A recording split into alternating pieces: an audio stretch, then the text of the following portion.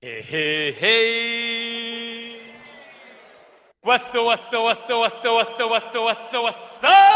big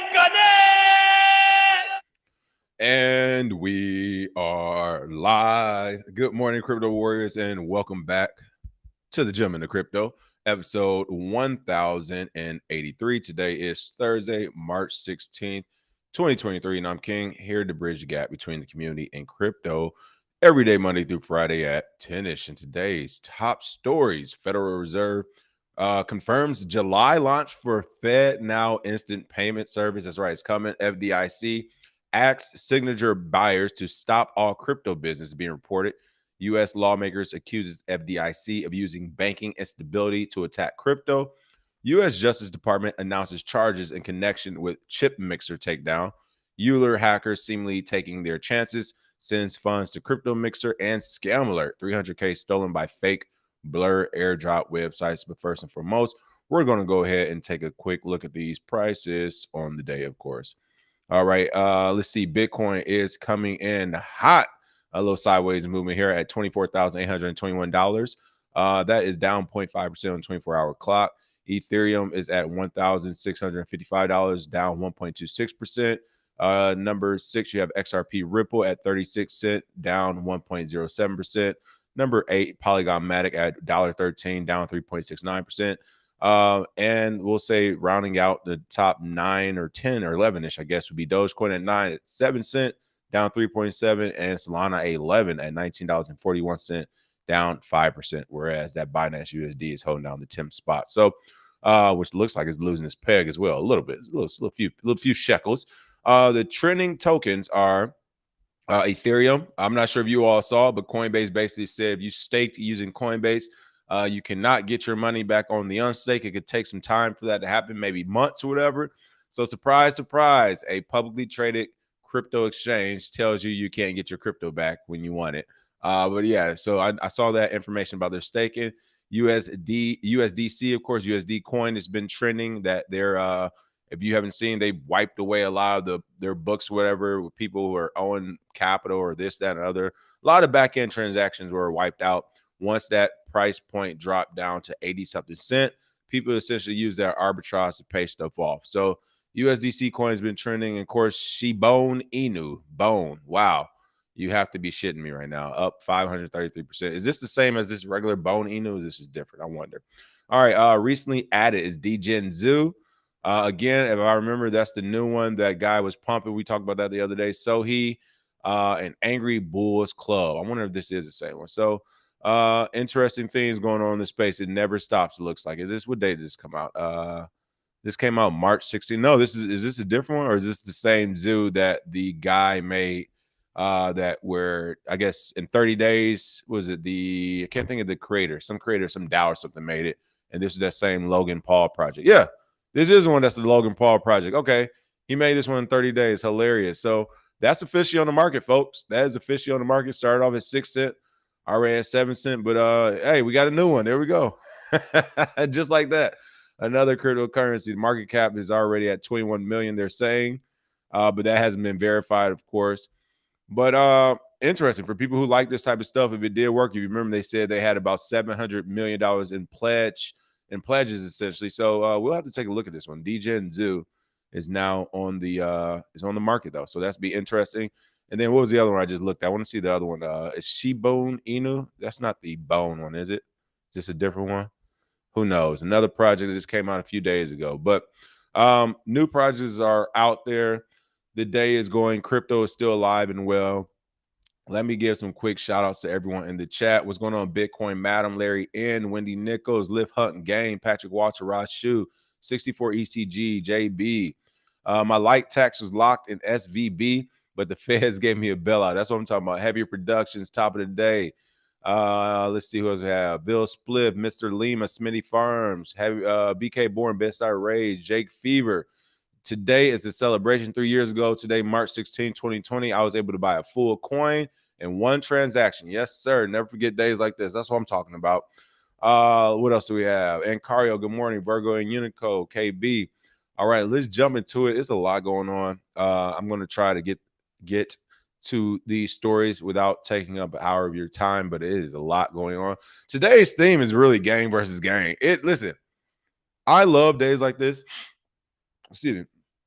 I love days like this because it makes us seem like, I mean, it just really shows our expertise, right? Like today, the stories we're going to cover shows our expertise in analyzing this market because the infighting has officially begun, folks. We said this is going to happen, and here we are. It's getting to the point. It doesn't matter what the retail market say or does. Like we're getting beyond that point. Lawmakers are just making laws willy nilly, completely draconian. No voting's being done, none of that stuff. We expected it, but this is also what we expected, and we're seeing it finally. The owls have parted. The lines are there. The government, regulators, politicians, they are all on different sides of the war, of the owl, the line when it comes to who's for and against Bitcoin and cryptocurrency. And this, I'm telling you, is something big enough to essentially lead to like a war, people, because you're talking about the monetary policy of the future of the planet, like a global monetary policy. So all the money on this planet, where would it go? Would it be going to dollars, or will it be going to crypto and Bitcoin and things like that?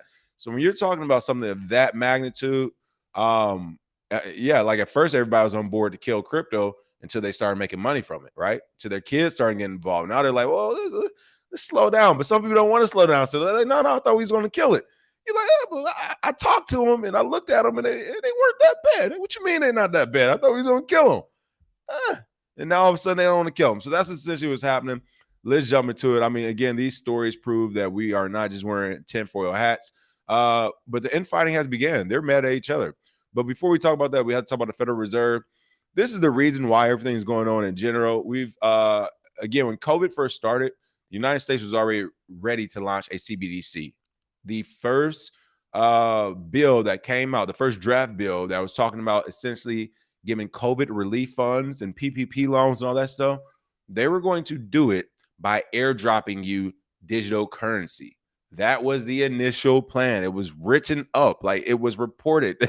It did not go through for whatever reason. We think it was too early or whatever, but they look like they're circling back here. So the Federal Reserve confirms a July launch for FEDNow instant payment service.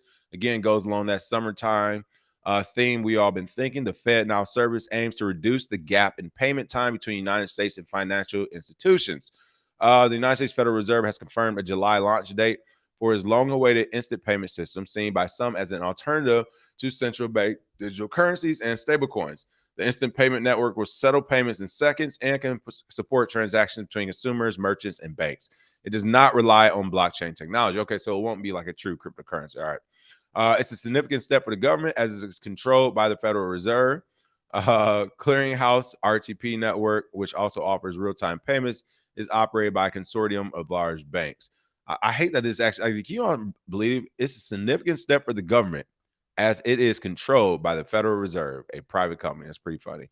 But here's the Federal Reserve announces July launch for the FedNow service. So, I mean, just roughly looking at it, it sounds like you all about to recreate what Ripple's already doing, right? So you could use Bitcoin or Ripple or just recreate it since you're a private company, Federal Reserve, that the U.S. is essentially indebted to.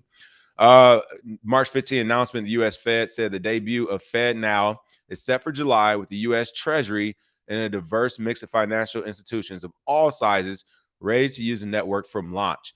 Can you all believe this? Like, this is the problem. And this is considered a monopoly. It's illegal. How does a private company without any type, if we're going to give out a government contract, everyone should be able to submit to this. Like, we've already had this conversation. I can't believe we're having this conversation again. Like, the government had this. You remember the movie War Dogs, when the two young guys were essentially found out how to go to government website, which anyone can go on. I know how to get on these contracting sites too, and some are actually semi-hidden. But essentially, they found out the government website where you can bid on different things during the Bush administration, Bush Jr. administration. Essentially, laws were passed where it's like, hey, not only the big guys can win, not only the big weapons manufacturers and big defense companies can win. Like, we have to save some of these military contracts for smaller companies and entrepreneurs who also want to get in this game. They had to do it. Now, they weren't playing fair all the time for the bigger contracts still. Like, you would see something pop up in the database, and as soon as it pops up, it will be like covered. Like, $500,000 contract to provide weapons here, to do this or that, or whatever, right? As soon as it pops up, it's gone. You're like, how did somebody fill it that quick? How do you even know to apply for it? And it's like, because they were told about months before. So when it pops up, it's only open for like 30 minutes before, but they can technically say it was still open to the public, even if it was 30 minutes or an hour, right? In this case, that's not even happening. Super illegal, folks. You can't say, well, all right, the government is going to use a private company for this and not opening it up for different private companies to actually be in the mix, be in the pot to get picked by the government. They're saying here, the Federal Reserve just came up with this new system of private company. And yes, the government and all the banks is jumping on it as soon as it's launched. Absolutely fucking illegal, first of all. Secondly, so stupid. What if it doesn't work properly, which it won't work properly? Like, you're going to have growing pains, and you're already saying, we're not going to do no beta phase. We're not going to test it. None of that. When they launch it, we adopting it. Super illegal and super stupid too, by the way. That makes zero sense, but we're going to do it. Eastside Tony, thank you for the tip. Said, did we report on crypto graffiti and driving a box truck in front of SVB with a picture of Jay Powell holding a Bitcoin sign? No, I didn't, but I am going to look that up in the background for later, hopefully, to see it before we end the show. But yeah, this is crazy. Let me bring this story back up really quick.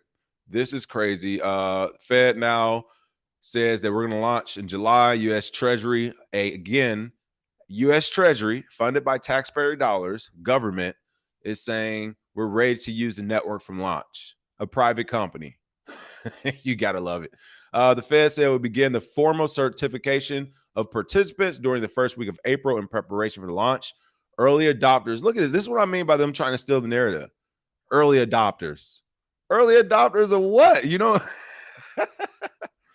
Oh, man. They just listen. They about to start using those buzzwords for shit that don't make sense. Early adopters will complete a customer testing and certification program informed by feedback from the FEDNow pilot program to prepare for sending live transactions through the system. The announcement reads, let me ask you this. You think everyone out there is going to be able to become an early adopter like you can in Bitcoin, some of these crypto companies? Or are they going to selectively select their early adopters and allow them to get that system going? So it looks like FedNow was announced in 2019 and will provide round-the-clock real-time gross settlement by funneling commercial bank money from a sender through a Fed credit account to his recipient. And again, so stupid. They're trying to do what crypto is doing, what blockchain is doing, but they're going to control it. Like literally, this was just saying. They're going to provide round-the-clock real-time gross settlement, which is what Bitcoin does and some other cryptocurrencies. Real-time, around-the-clock gross settlement. You can check it online. And they're going to do this by funneling commercial bank money from a sender through a Fed credit account. So essentially, the same way a Bitcoin, let's use Bitcoin transaction. I have capital. I am a sender. I send it directly to you, the end user. It eliminates the third party, a banker or a private company like the Federal Reserve, from ever doing anything. So there's never this, well, right now, SVB, a bank is failing. People are doing bank runs. And the reason why is because they do not have the money. And why don't they have the money? Because usually they're trying to leverage it in other parts of business and they end up failing at that and lost the money. And now they're coming back to you saying we don't have the money. All Bitcoin and these cryptocurrencies do is say, fine, we understand humans sometimes will get these big pots of money and get greedy and do something stupid. So all this technology is doing is saying, we don't need you to store it in a Fed credit account when it can go directly to the end user who is supposed to go to. They are reintroducing this third party into this new system, which is why they say it's not blockchain technology as well. But they're saying you can use your money from a sender. It will go through the Fed credit account and then to the recipient. You see that extra step right there? That Fed credit account from sender to recipient, but then you add that third party Fed credit. We don't need it. Technology has allowed us to circumvent it. Yet our government and this private company is just, for whatever reason, wants us to keep using this system and way of doing business. It is not for whatever reason. It's for controlling money because they're going to get paid off it and they control the entire network. So this is kind of crazy that they are even reintroducing this in 2023 because this is why SVB is going down. You keep centralizing stuff. You keep trying to have control and power of it, but you all either don't know what you're doing or you're intentionally stealing people money. Either way, I can't believe we're actually going in this direction again, and the government is wholeheartedly going with it. Yeah, Nick Carter, this person tweeted, if you like bank runs in the age of social media, you're going to love bank runs in the age of FedNow. People, this is the point. You will not be able to do a bank run with a FedNow coin or token or anything like that. Why? They would just literally shut the network off. So it's pretty interesting right now. Let's see. There's a reason why every single bank in America is required by law to display the exact sign prominently in their lobbies. They are audited monthly to ensure compliance. They're talking about FDIC. That was a 250 thing, 250K, of course, for FDIC. And then Nick actually replies, not practical for corporates to hold less than 250K cash. So that's my whole point about the 250K. If you actually have millions of dollars, that doesn't even matter. But yeah, it was interesting, though. A lot of people are actually pushing back against this tweet. And to me, that kind of shows what I always said is like, we think this mass adoption thing is going to happen and people are going to understand Bitcoin and do this and do the right thing. It's like, no, FedNow is going to do a heavy marketing campaign. They're going to change narrative, and the U.S. government is going to back them along the way. So every mom and pop and average, normal person, middle America, they're going to say FedNow is right and government is right. Why are you trying to circumvent? Why are you trying to steal and be a criminal and a shadowy super coder using Bitcoin and stuff like that? It will be the rhetoric. So those are some things to consider. All right. Also in the news, it's a lot going on, people. It is a lot going on. Zyro said baby steps to social credit score. You already know it. And Cario said Fed credit account is like the Mendocino County marijuana weigh stations where you got to park and test flowers for 30 minutes before distribution. Old school regulator middleman. You already know it. Let's see. Zyro says I want in. That's basically what FedNow is like. It's time for us to give them their cut. They just taking the A out of ACH and repackaging it for us, just rebranded fiat credit account, but now fast like blockchain. That's literally all they're doing. They're just rebranding their systems right now. Let's see. Michael Saylor said everything but Bitcoin security. Now all proof of stake coins going to court. Bitcoin dominance is going up. Yes, Gary Gensler also came out and said he's hoping the proof of stake community essentially comes to him for regulation or something. It was crazy. I saw the comments. Literally easiest thing to do is start backing their fiat with Bitcoin quietly instead of going to war with it, but too late. Exactly. They want to have their own. We'll see how it turns out. But in other news, Heavy Production said 2 hours today, King. No, but we're already at 17 minutes from one story. So we'll see where we go. I thought at 17 minutes, I would at least be on story 3 by now. So we'll see. Maurice Thompson said everything really happening the way us Bitcoiners said it would. Normies still don't acknowledge what's going on with the banks. And that's my point. Excuse me. I don't know. I'm backed up. That's my point. It's like, people, if the technology of Bitcoin, like not even the narrative, if the code, the technology, the white paper, and it's been working now for 13 years or whatever, right? Like 13 years, 13 years, 2008. My math's off, right? 2009 launch, 10, 19, 20, 21, 22, 23, 14. Okay, I'm sorry. 14 years or whatever. It's been alive, right? 14-year-old. He just now starting to get his strength, right? Starting to get his swagger. You know, they starting to pop hot shit back to their parents. Like, what you say to me, boy? You ain't that big now, all right? Bitcoin is just getting its swagger, right? But my point is, it's been enough time to where it's just like, if you look at Bitcoin with good faith and like the serious look and not judging, like, let me see if this works or not, it works. The technology is real. So for the masses to continue to ignore it as it has happened, and again, I don't blame everyone, but it just is what it is. And yes, like this adoption thing is not going to happen how we thought.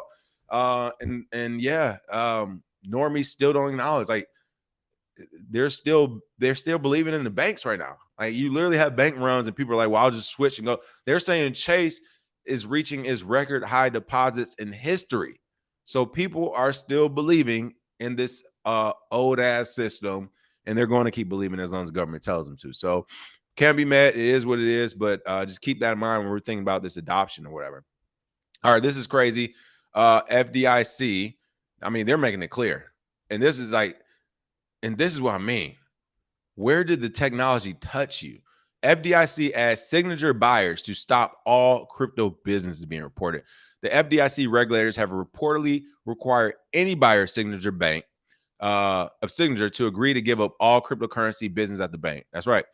The United States Federal Deposit Insurance Corporation, FDIC, has reportedly asked potential rescuers of some failed U.S. banks not to support any crypto services.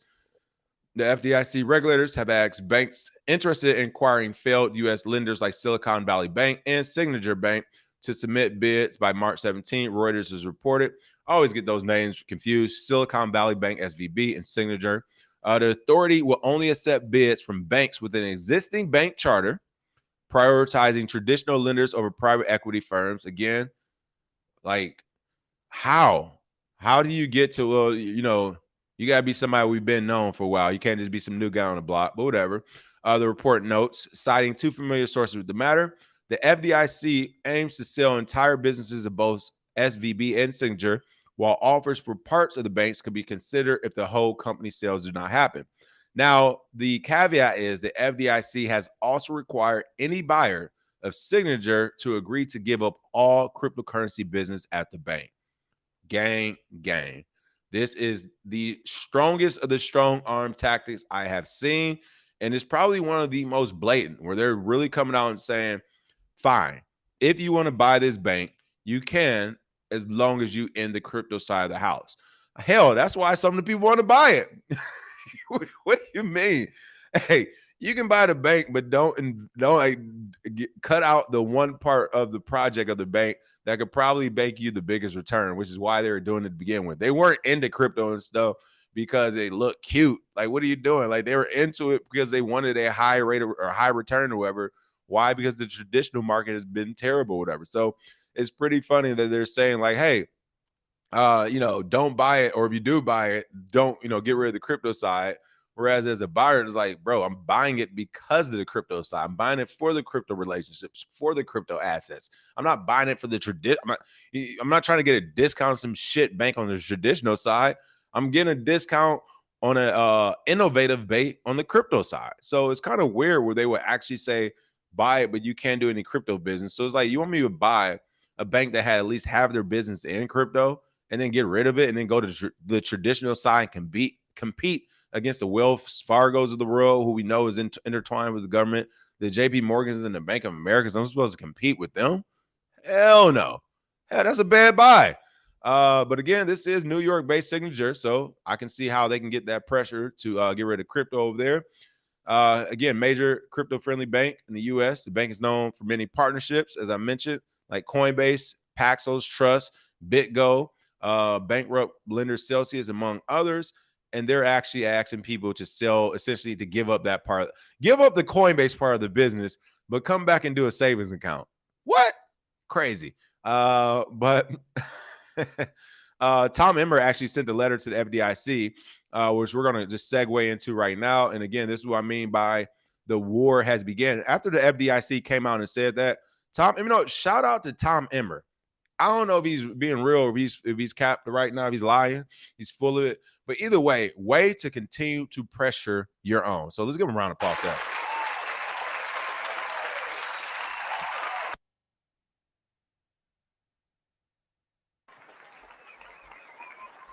Yeah, way to pressure your own, Tom. Way to go, man. Way to go. You have our support back here. Because this guy, every time I read of someone actually going after the government internally, it seems to be Tom Emmer starting to step up like, hey, y'all can't keep doing this crazy shit. Like, and you know what? And props to people like Tom Emmer.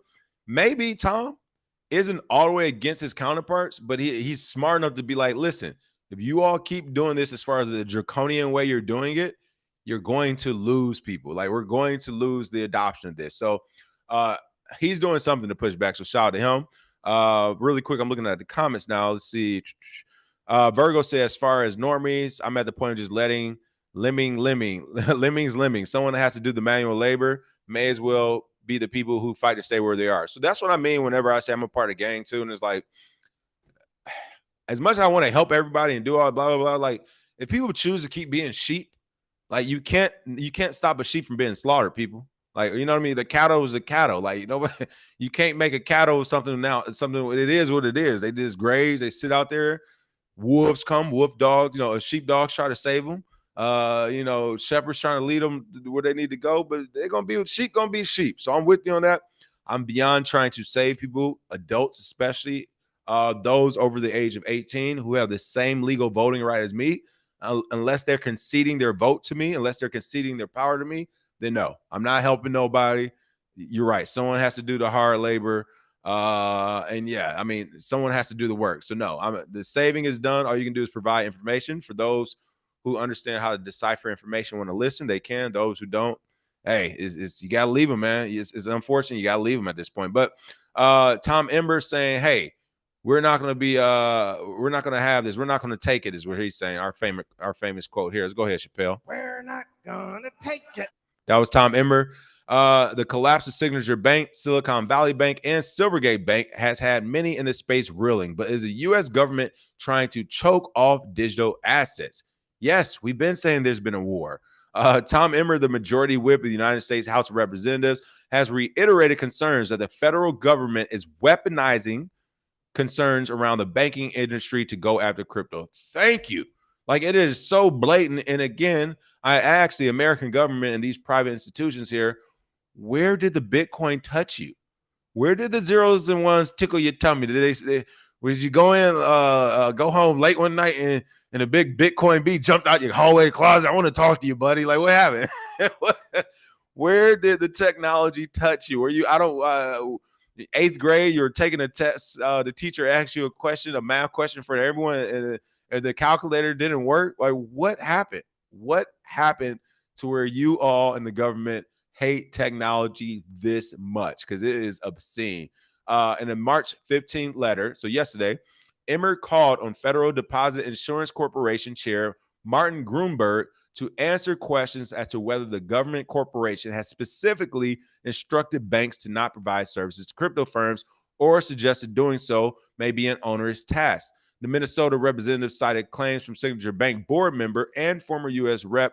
Barney Frank, who reportedly called the FDIC moving against Signature a strong anti-crypto message rather than being based on concerns about the bank's solvency. Of course, we keep saying they don't care about protecting you. They don't care about getting your money back. They don't care about none of that shit. Right now, they care about destroying crypto. And if they can use the retail market and protecting them as a reason to do it, to destroy or control crypto, then that's what they're going to use. That's the narrative they're going to run with. But to actually, again, the frustrating part about the normies and all this is like, no, people will actually debate with you. Oh, the government's there. Hold on, let me get my Ned Flanders. Noodly doodly doodly. Chuck the diddly daddler Atner. Maple doodly doodly diddly doodly. And what's crazy is I usually ask these people, I'm like, what do you do for work? It's like, okay, so you tell me, you have all the answers, but you're clocking in every day and your life's not going anywhere. Meanwhile, every day in my life, hey, Modelo, shout out to my Pisces out there. You know what I'm saying? You wake up drinking a beer. We're trying to tell you how this thing works. You don't want to listen. Hey, live your life. I'll live my life. Okay, we'll see who has had a higher quality of life and who enjoys it more. But I'm trying to tell you, for the people who want to keep giggly and doodly dolling for the government don't need you people. The gang is all right. Gang is alive and well and strong. We don't need. It's kind of like government.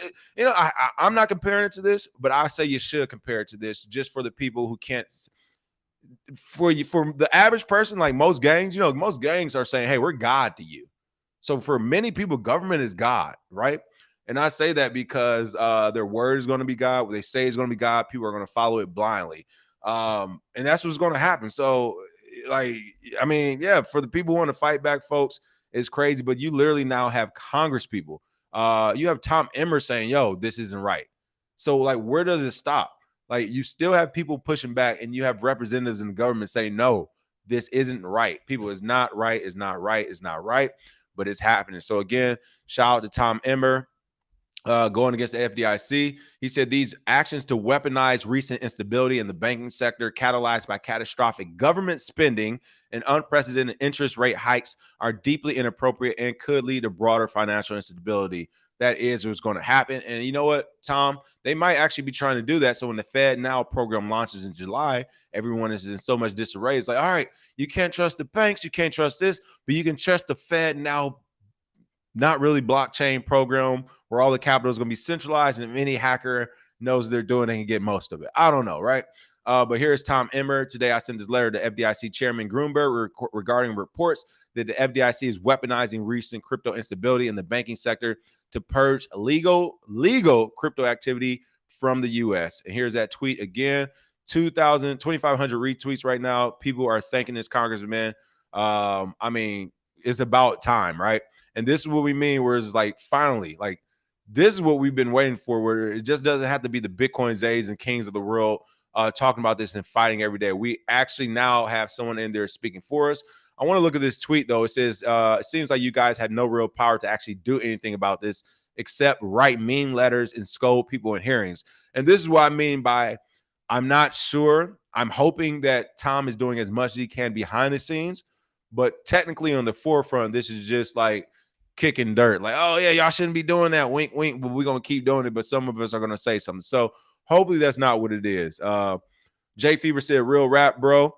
I'm be in that position in 2025. That's what I'm talking about for sure, for sure. But yeah, shout out to Tom Emmer for at least trying. Hopefully he actually is trying, but we shall see. Let's see.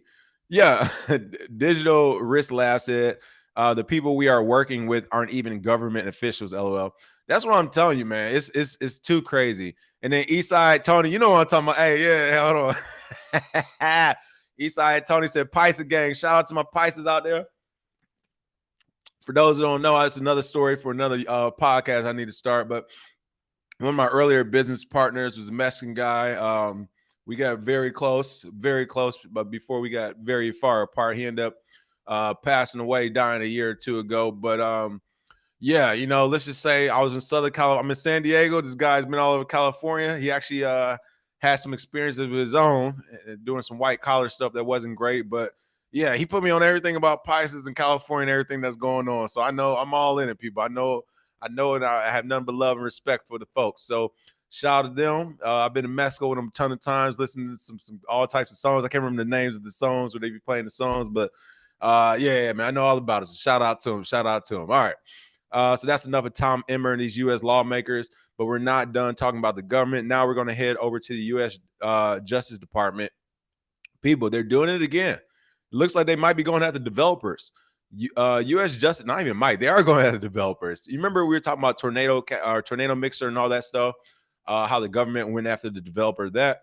Well, they're going after another one. U.S. Justice Department announces charges in connection with chip mixer takedown.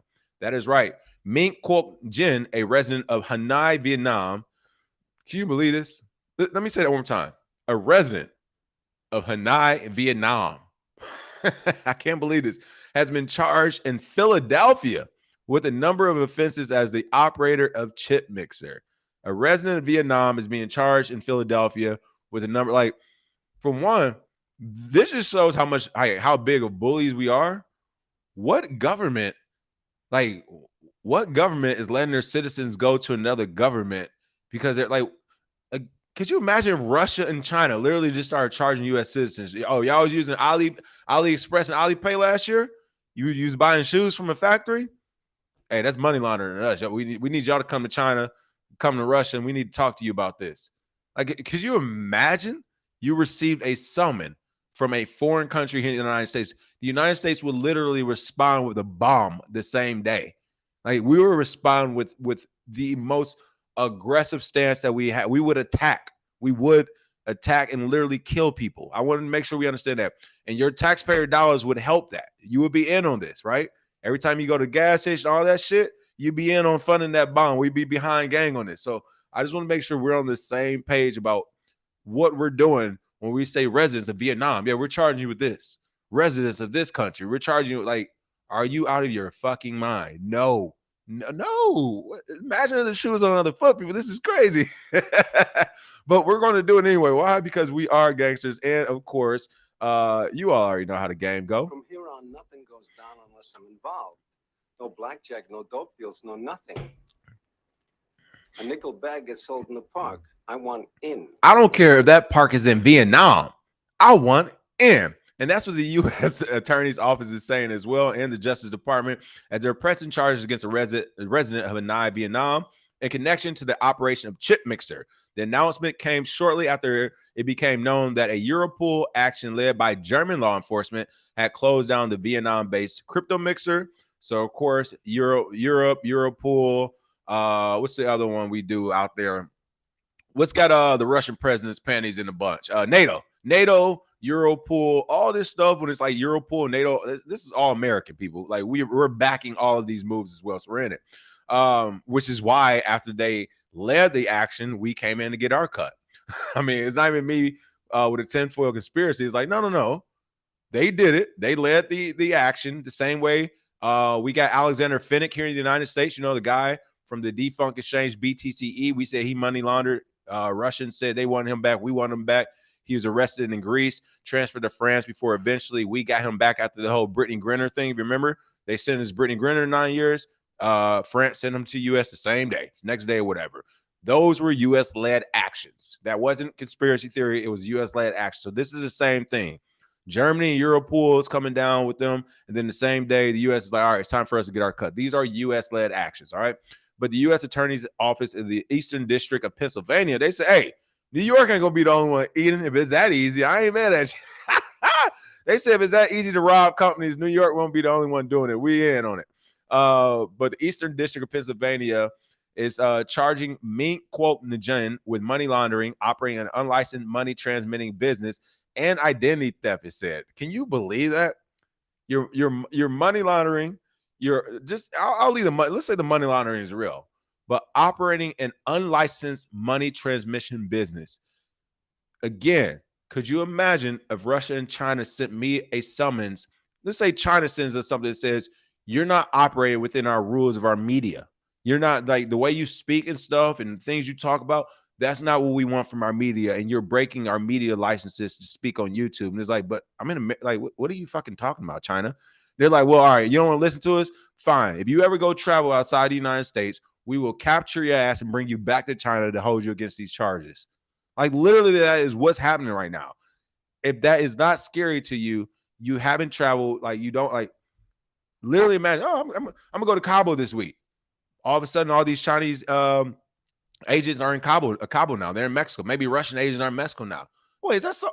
Oh, our government been wanting to talk to you about something. Like, could you imagine that, people? That is what we're doing right now. We're saying a Vietnamese resident, a Vietnamese citizen, doesn't have a license with the United States to do business. Like, that is amazing. I actually, listen, gang is gang. I love that I am from the United States. So we were born on the right side of the fence.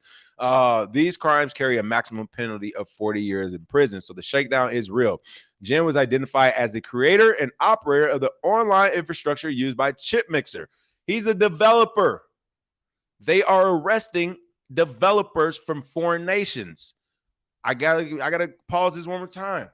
The last time this happened was in World War II, when fucking Nazis were kidnapping scientists and shit to create new weapons of mass destruction, to create submarines, to create this. They were kidnapping engineers. They're kidnapping scientists, intelligent people. Let's go to Cambodia. I just went to Cambodia a few years ago. I had a chance to go through the killing fields where Pol Pot killed 25% of his population, the adult population, where he was literally targeting anyone who he thought was smart. If you wore glasses, this was like in the 60s. If you wore glasses, he would kill you because he thought you were smart. You got a college degree, you dead. You're a professional of any type, you're dead overnight in that country. 25% of the population wiped out. Look it up. That happened like the 60s or 70s or something crazy like that. And maybe even sooner than that. Let me look at this Pol Pot regime really quick. I want to make sure I got those years right. What years was this? 75 to 79. Excuse me. So you're talking about the edge of the 80s, people. This was happening. But yeah, this is crazy. We are now, as a country, kidnapping and arresting developers, people who develop technology. We're arresting and kidnapping. I got to keep saying that. We're doing that to developers. They can't pick up a gun. They're not shooting nobody. And they're not even really doing anything nefarious. They are making crypto mixers, not necessarily to skirt government, but to skirt shit that's happening in cryptocurrency. The ethos of crypto is privacy. People want privacy. That's the reason for the mixer, is to keep things private. It's not to launder money or to trick the government. That is not what people are thinking about when they create applications. They're thinking about, okay, people like King and other crypto people say they want privacy. They like the privacy. They like the Moneros and stuff of the system. All we're doing is offering them a way to say you can use your regular crypto coins, you can put them through our platform, and they remain private. Why? Because as soon as you have someone's crypto address or Ethereum address, you can look at all their transactions. It has nothing to do with the government. It has to do with the regular privacy and business. So that's what these developers are doing as they create these things.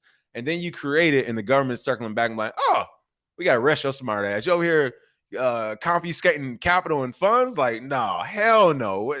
That's illegal to them. So that's what's happening. But I just want to be clear. This is no different than Nazi Germany, literally kidnapping and arresting scientists and engineers and stuff who want to either come work for them or making competing things against them. This is no different than Nazi Germany. I want to make sure we're clear on this. They took scientists and engineers. We're taking developers. Please tell me where the difference is at. All right. The nefariousness is going to be the same here. And it's sickening. I hate that it's actually even happening. Like, we scream freedom, and it's like you freedom till you start fucking with our money, essentially. Jen allegedly promoted Chip Mixer online and advised customers on how to avoid know your customer and anti-money laundering measures. In addition, Chip Mixer served American customers without registering with the U.S. Treasury Department's Financial Crimes Enforcement Network or collecting KYC AML data. And again, when you're talking about serving American customers, this is what serving American customers is. An American customer heard about Chip Mixer, went to their website, and used it. And the U.S. Justice Department said, will you help Americans money launder? That's how we're going to do it. Come on, man. Like, that's a bad look for us. We cannot be like that. That's a bad look. Come on. They went to a website. That's the same right now as in which they kind of tried already, where they was like, fine, if you download TikTok, it's illegal. Like, you're a criminal now. And it's like, bro, you know how many 14-year-olds in this country have TikTok? Like, are we going to start, like, if we do make TikTok illegal, are we going to start arresting 14 and 15-year-olds? Like, I just want to be clear about this, because that is essentially what's going on. And if the U.S. Justice Department feels so strongly about it, they could have done with Chip Mixer as they've done with many other websites, and that's restrict them. The U.S. we have a wall. We'll call it the blue wall of the United States. You got the red wall of China. We got the blue wall of the U.S. Certain websites you cannot use in the United States. They could have very easily added to that list of websites. I actually want to go into it right now and see if it's on there, Chip Mixer. But they could have easily done that as well. But no, instead they're like, no, we just want to get rid of it all the way. Hold on, let me see if I can actually pull up Chip Mixer.io. There we go. So I'm going to share this tab. This is all it is. So they're saying because Americans, and this might be the wrong one. I think this is the right one. But they're literally saying Americans went on this website, start mixing, send some Bitcoin to this mofo. Let me see how quick this is. How good is Chip Mixer? There it is. Look, deposit to this address and mixes it, and you can withdraw right back. So if you get on this website, what I'm doing, again, the U.S. Justice, I'm not doing it, Justice Department. Don't come after me, feds. All right. But literally, if you were to get on this website, they're considering this money laundering. And we're only doing illegal things on it. They're going after this developer. And again, this is people. Do you understand how it's going to be easier to make these websites? It's like 3 of these platforms out already, 3 or 4 of these. It's going to become increasingly easier for people to continue making mixers. So are you literally like, they're going, this is so funny, our government. They're going to make it so that a 15-year-old can create a chip mixer. So the same way we have 22,000 cryptocurrencies, they're going to be 1,000 chip mixers. So are you telling me you're literally going to start arresting everyone who creates these mixers? And if so, what will you do when the 15 to 17-year-old creates the mixers in the United States? Because they will. They're going to be open source code. Anyone can do it. And it's actually going to get to the point where it's going to be like a lightning node or something. It's going to be like, fine, you don't even have to use chip mixer. You can download the code and create your own mixer. Like I'm telling you, people, like this is what's coming when it comes from the tech side out. So again, this is the U.S. Justice Department. We're now kidnapping developers. That's right. You do anything with technology, you got to be gone. Thank you for telling me to share a screen, folks. Chip Mixer service American customers while registering with the U.S. Treasury Department Financial Crimes Enforcement Network or collected KYC AML Deputy Attorney General Lisa Monaco said cybercrime seeks to exploit boundaries, but the Department of Justice says network of alliances transcends borders and enables disruption of the criminal activity that jeopardizes our global cybersecurity. That sounds like Captain Planet right there. And listen, that is some bullshit. Cybercrime, criminals in general, a lot of people don't even know to use these mixers yet, all right? And again, you can't even get rid of it because it's getting to the point a new one's just going to pop up. But whatever, I get it. Lisa, play the game. Let's get the capital from the American government to keep these task force and everything in between going. But the Justice Department have linked chip mixer to a number of illegal activities between 2017 and 2023. My issue with this is it's hard to be able to tell what's an illegal activity or not because the government is essentially not being honest with us in what they're doing. So it's one of those things where it's like, well, really, did they do this? Or are you all just saying they did this because you don't like the technology? Like, and it's unfortunate we have to think like that. I'm not sharing the screen again. It's unfortunate we have to think like this, but it's like, yeah, like it's hard to tell if the government is actually saying these people are doing illegal things or they're just making them criminals overnight because they don't like the technology. They're saying they facilitated the laundering of 17 million Bitcoin connected to ransomware attacks. Again, even if that's true, drop in the bucket. It also helped launder over $700 million in Bitcoin connected to wallets flagged as containing stolen funds, including funds from the Axie Infinity Ronin Bridge and Harmony Horizon Bridge exploits, and over $200 million in Bitcoin associated with the darknet, as well as Bitcoin used by the Russian General Staff Main Intelligence Directorate to buy malware. So I'll say this, even if all of that is true, so what? It's technology. It's technology. You can't arrest the technology. You can't get mad at the people for making the technology. They're not making it for people to break the law. People are using it to break the law, but there's many things you can do with some of the tech. So even if that's true, I say, so what? And the reason why so what is because, again, they're just too easy to make now, people. Like, you arrest the Vietnamese guy. Like, you know how many poor people there are on this planet? And now poor people with computers. So now all you got to say is, hey, you do this crypto mixer, you take some fees, you can get up out the dark. They're going to make a new one. They're going to keep making them. Like, this is a way for people to feed their family. They're going to keep making this. So, again, this is the U.S. Justice Department. Here's an example of these deposit addresses from chip mixers. So I'm assuming these may be from the actual, let me see, example of the deposit, one of the deposit addresses that receive funds. So I'm not sure if this is from the hack things. It's from Zach XBT. So I'm not sure if this is from the hacked addresses, but they do have this tweet up. So I guess they're just showing how this all works right here. Oh yeah, OKX withdrawals. Yep, this was from the OKX. So yeah, they're showing from the OKX deposit addresses and then how it gets mixed. So yeah, again, sucks that it happened. But you can't get rid of technology in hopes that the criminal acts will stop. Like, even before chip mixer and everything else, there was a HSBC. Like, money has been laundered, is going to be laundered. So if anything, I say you work with the developers, maybe, who knows, maybe certain amounts. You have some type of regulation. I don't know. If you're moving over 50 million, over 30 million, all right, maybe then it's a conversation to be had. But I mean, let's not make this the Joe Biden's America where $600 payments need to have a transaction receipt and everybody needs to know your business about you buying a pair of shoes or a PlayStation 5, right? Like, let's not go there with it. But I do get what they're saying. Let's see. I'm looking at the comments right now. Tony Nolly said, I'm going to start arresting ATMs. That's what I'm saying. It's like, where did you get that gun from? Well, first I went to this Bank of America ATM. I pulled out a few $100, and then I went to the corner and bought some, a gun and some drugs with it. But without that Bank of America ATM, boy, I'd be lost in the sauce. So it's like, where does it stop at? What else we have? Yes, Jake said, yeah, they mad. It's not like drugs. People can make money with or without you making a lot of them slaves. Exactly. Is this guy arrested or just a warrant? No, it's basically a warrant. They're going after him. So the way I see it happening, we are partners with Vietnam in a lot of things militarily. So I could see Vietnam essentially giving him over to us or arresting him and keeping him in country as well. So he hasn't been arrested already. I think this is just the, let me see. I think it's just a warrant for arrest. Oh, no. Yes, it's pressing charges. So even I haven't sent out a warrant yet. It's just pressing charges right now. So we'll continue to look at the story. I'm assuming Vietnam is going to work with the U.S. We have had a good working relationship the last few years. When I was in the military, like literally people out of my unit were sent to Vietnam when I was deployed. I sent a guy to Vietnam for a project for like 6 weeks or 8 weeks. And he had an amazing time. I heard Vietnam was a good time, whatever. I was like, I need to fly out there and check on y'all. He went with an EOD team out there. They were doing some stuff. But my point is like that. This is a real partnership. We really have a partnership with them. I know that for a fact. And yeah, so I don't know. We'll see what happens. Maybe the Vietnamese keep them in house. But I don't think that's going to happen. I think they're going to work with the U.S. government on this one. So remains to be seen. All right, last couple of stories. This was a really interesting one. You all remember that Euler attack, that hack that happened?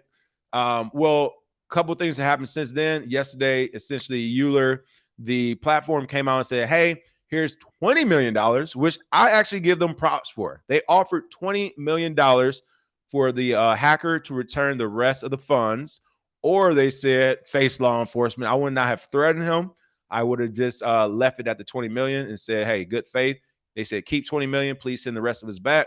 And then they added on, unless you want a law enforcement, I would not have added that. Like, do not, people, what you don't want to do, especially after you've been hacked, like, don't get to talking, don't get to popping hot shit to these hackers. Don't get to acting like, oh, I'll get the police. Like, do not do that. Because even if you get the police, Euler, like that doesn't mean you'll get your capital back. You'll find out who did it. They're a hacker for a reason. Your capital could be lost in cyberspace for forever. So I wouldn't suggest any threats, even if it's not a threat. It's like something you planned. Like just, you should just end it where we got 20 million for you, please. Like end it with that, please, and period. Like don't, the law enforcement part, too much salt because it's kind of threatening and menacing. And it's like they already did the hack. So clearly they don't give a fuck. You think when they were stealing $200 million, they weren't thinking about law enforcement? Like, that's not the way. That's not the way to get the money back. But what I will applaud them for is I would say this is probably the highest reward I've seen out there. And thank you. This is what I'm talking about. I don't want to see, yeah, we've been hacked for 400, 100 million or 50 million. Here's, 30,000 back. And it's like, what? Oh, you don't want that money back, right? They've actually saying, look, keep 20 million, give us the rest. There you go. Like, that's the way you do it. Not good for the space. I don't like it at all myself. I hate the hackers that are doing that. I'm not with it. Truly hate it and despise it. We've been hacked. Don't like it. But like, boom, this is a way you do business to where it's like, all right, come on, bro. You got us. This is a $20 million bug bounty. Like, give it back. Go about your way. Whatever. We'll figure the rest out. So that's what Euler is essentially saying. But it looks like the hacker is going to take their chances. They sent their funds to a crypto mixer after that announcement. Again, I think it was the law enforcement side. They should have ended it at, please, here's the money. But yeah, the hackers are like, no, I'm good. I don't need 20 million. I got the 200 million, or wherever they hacked it for. Before the move, the hacker apparently refunded at least one victim, leading to a slew of on-chain messages from other purported victims. So this was a cool part. And this kind of makes, to me, it makes it seem like this hacker is definitely someone in the space, probably a Bitcoin enthusiast, like more or less than anything else. I will say, I feel like some Bitcoiners might be hackers because they don't like other projects so much. They like, fuck y'all project. Like, if it ain't Bitcoin, I'm taking it. But I will say, I think this is a Bitcoiner because of the altruistic nature. I mean, you got a hacker here who received a plea from someone that, hey, man, you took all my life savings, please give it back. They actually gave it back. So that means they're not technically against the retail market, the individual, as much as they are the bigger platforms or the institutions, if you will, even though these protocols and these platforms are brand new, right? They're brand new, but it does seem like they have a semi-heart as people individually come to this hacker. So it looks like here the hacker responsible stole, let me share this again, hold on, stole $196 million with the attack on Euler Finance. Has begun moving funds to crypto mixer Tornado Cash only hours after a $1 million bounty was launched to uncover the hacker's identity. So this is where it's like, you offered the hacker $20 million. You should have offered the bounty at least $3 million as well. Like, come on. You can't say, oh, to be fair, they told the hacker he could keep $20 million. So never mind. That is fair. That is fair. All right. So it's $1 million bounty to find this hacker, blockchain analytics firm. And I mean, to keep it real, people, this is a huge bounty. For a real cybersecurity firm, you have to remember, like actual cybersecurity firms, they're not just going for like, they don't do, oh, this contract is $1 million. We'll get this quarter. It's like, no, not unless like you're one of the top tier firms. And even then, the way it usually works, especially we see those bug bounties. That's why bug bounties are like $10,000, $30,000, 20, because the goal is as a actual firm, especially in cybersecurity, you're not just doing one a year. You're doing like 15, 20, 100 a year, right? So you're getting 10,000 here, 20,000 here, 30,000 here, 100,000 here, 20, 200,000 there. Like that's how they're actually making their business work. But this Euler is saying, no, we got $1 million for you, people. That is like, think about it, any other market or business or anything you do normally, and somebody come to you and say, no. If you could do that same thing for $1 million, if you can find this person for $1 million, I got you. What? You tell the streets right now they find somebody for $1 million. People got you. So that's what Euler essentially did. They went out to all these great cybersecurity firms that usually work on these bug bounties and smaller contracts, and they say, hey, forget all these contracts you're working on. Email everybody and say you're gonna holler at them in another few months. $1 million to whoever find this man or this woman, whoever this hacker is. So that definitely motivates firms. So now you have real firms who have done cybersecurity on the likes of the government or institutional side jumping into the fray as well. This $1 million bounty is nothing to laugh about. This is a good one. This is a serious one. So blockchain analytics firm PeckShield, which I've heard of, they've been in the news a lot, tweeted on March 16th that the exploiter behind the flash loan attack on the Ethereum non-custodial lending protocol was on the move.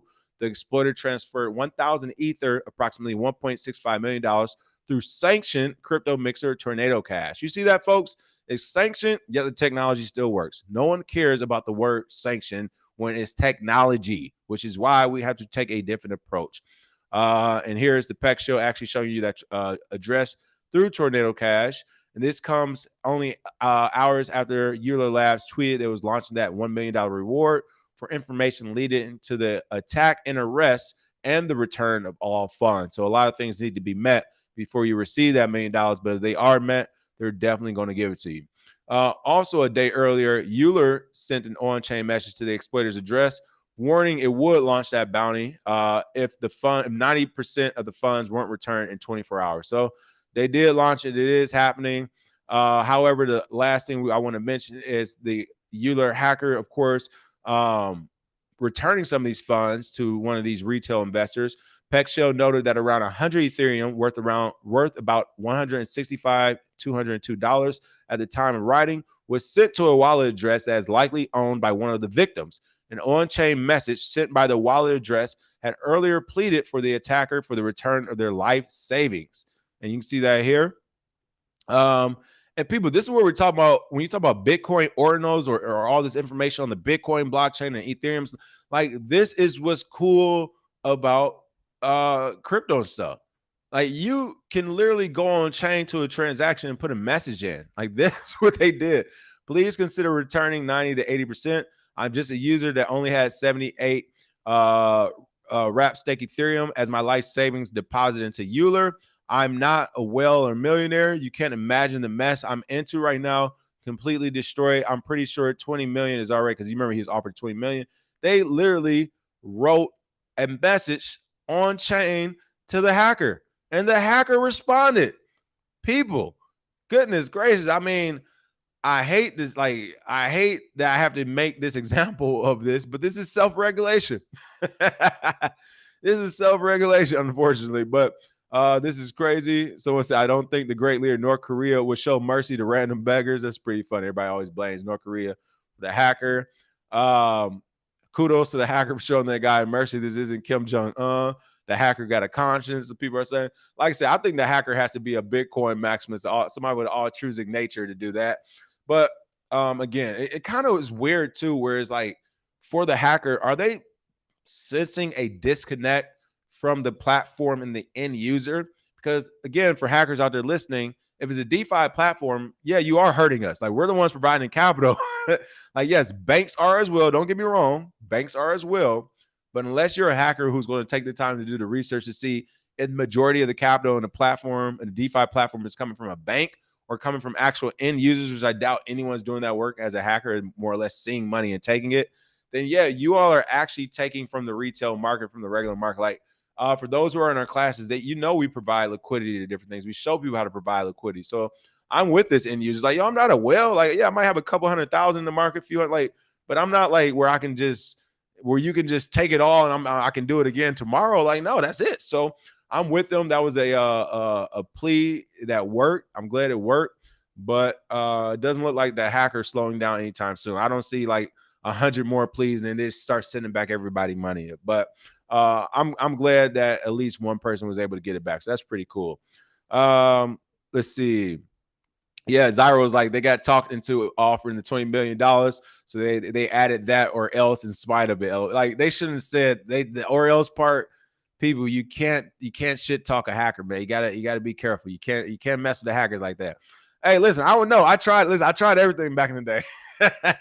I tried everything. I had the hacker, I think I had him on the phone. He ported our phone number. I actually was on the phone. I'm like, man, how much is it, bro? How much is it gonna take?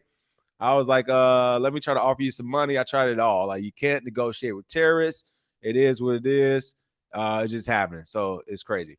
All right. Last but not least, we're going to be looking at this scam alert. It's unfortunate. Scam alert, 300K stolen by fake Blur airdrop websites. Unsuspecting users looking to claim Blur token airdrops have had funds stolen by a number of fake websites. This is an oldie but goodie scam in space. They try to airdrop you something, have you add your wallet, and then they have your wallet. I'm assuming that's what happened here. That's an oldie but goodie scam in space.